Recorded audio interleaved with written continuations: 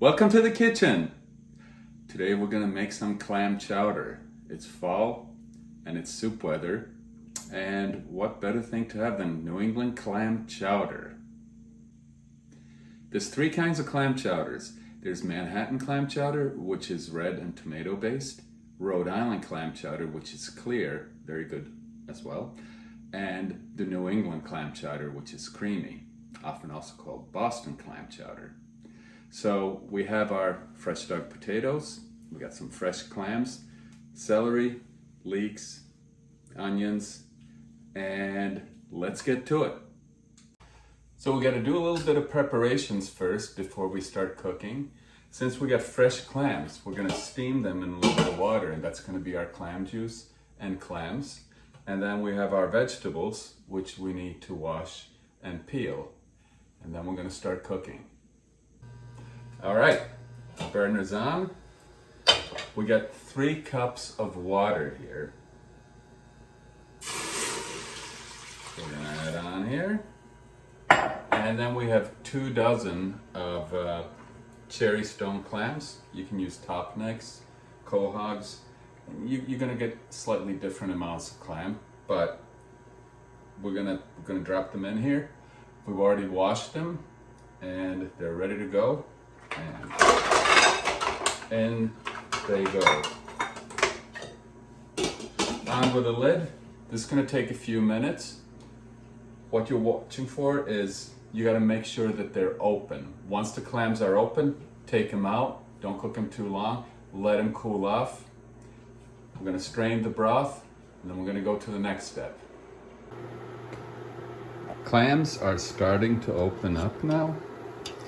In about 10 minutes, so we're going to start picking all the ones that are open so they don't overcook. All right, they're starting to open up here, so we got to pick some of these clams out that are already done. This is a great soup. We used to make a ton of it in a few restaurants that I worked, and it used to be the Friday special. New England clam chowder, never went wrong with that. Pick some of these clams up. Make sure you click your tongues.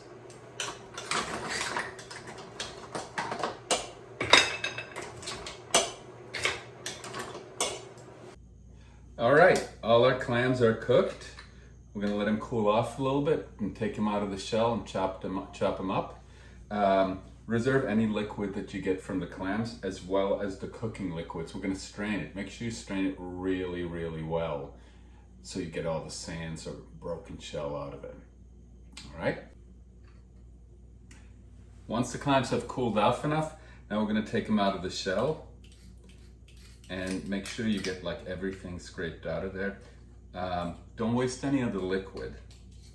That's the clam juice, and that's gonna be the base for the soup. Okay, so we're done shelling our clams. We ended up with approximately 1.5 cups of shelled clams. Once we chop them up, maybe they'll compact down. And we have about 6 cups of clam juice, clam broth. All right, our next step here is going to be, we're gonna chop up the clams in smaller bite-sized pieces. Then we have potatoes. We're gonna either scrub those and dice them or peel them and dice them, put them in cold water. We're gonna cook them so that they're just tender. Dice up the onions, dice up some celery, and same thing with the leeks. Once that's ready, we're ready to cook. We have our clam chowder here, clam juice here that we're gonna heat up, and then we're gonna thicken it with some flour and water. So let's get prepped up, and then we're gonna come back and start cooking. Okay, our potatoes are on and cooking. So we use about 2 pounds of potatoes if you peel them. If you leave the skins on like this, you do maybe 1 potato less. We're gonna cook them until they're just tender. We're cooking the vegetables here and making sure that they get sort of tender, transparent, but not really mushy. You want them to have a little bit of texture, but you want them to be sort of clear when you look at them like that. Now we're going to thicken our soup. This is how you thicken a lot of cream soups. You use a slurry. It's referred to as cold roux or a slurry. It's basically water and flour. I use a mix of about 1 part of flour to 1.5 parts of water. And it's important that you send it through a strainer so you don't get any lumps. Make sure your water is cold, because if you use hot water, it'll lump up. So as soon as you start pouring it in, you need to make sure that you're stirring it, because it's going to thicken up pretty quickly.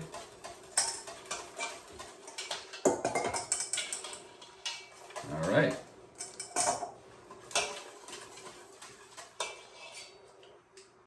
Okay, once you've thickened up your soup, you've added the flour to it, it's going to start thickening, and you watch it to see just how thick it is. This is perfect.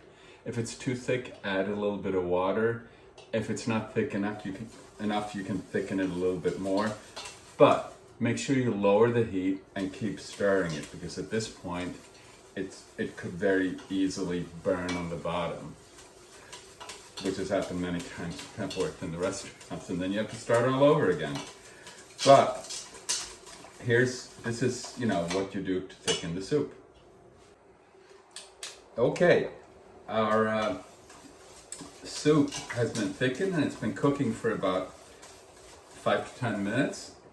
You want to cook it for a little bit to get that flour taste out of it. That's what's important, and make sure that you stir it while you're doing it so that it doesn't stick to the bottom and burn. It looks really good here. So now we're going to add our vegetables, clams, seasoning, and cream. We pre-mixed the seasoning here. It's garlic powder, thyme, salt, and white pepper. And in it goes. We happen to have some fresh bay leaves in the garden, so we're going to throw that whole thing in there. And our vegetables that we started earlier on, they're cooked here. And of course, it's important that they're tender, because if you throw them in now and they're not cooked enough, it's going to be a little chewy. And then you got to cook it, you can burn it. Yeah. Try to make sure that the veggies are cooked just right.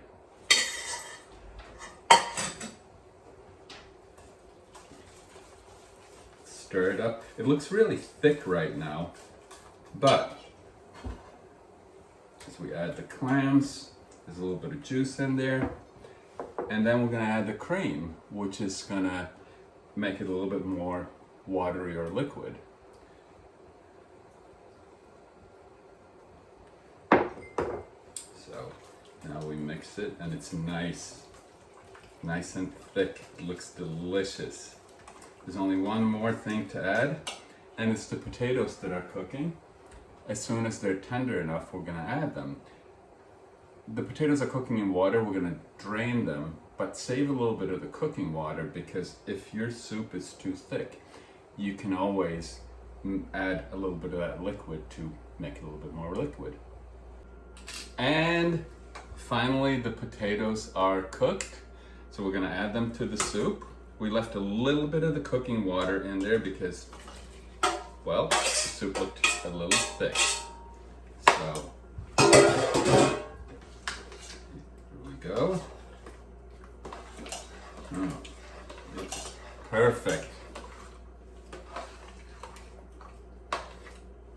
We're going to taste it, and at this point, you can adjust the seasoning, and you can cook it a little bit longer if the vegetables need a little bit more cooking, or the potatoes. But I think we did a pretty good job here, so I hope you get a chance to try this New England clam chowder. Of course, we've got to have a little parsley. One thing I omitted to say is, a lot of times people add bacon to it.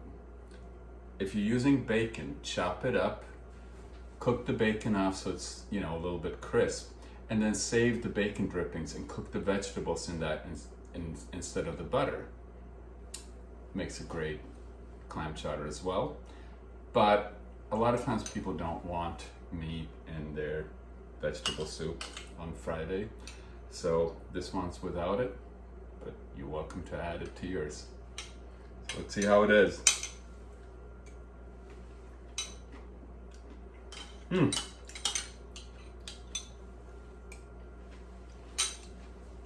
It's quite good. I think I'm going to cook it a few more minutes because the celery has a little bit of crisp to it, and I'd like it to be a little bit more tender. But other than that, I think it came out pretty good. I hope you get a chance to try it. It's a wonderful soup, and thank you for watching.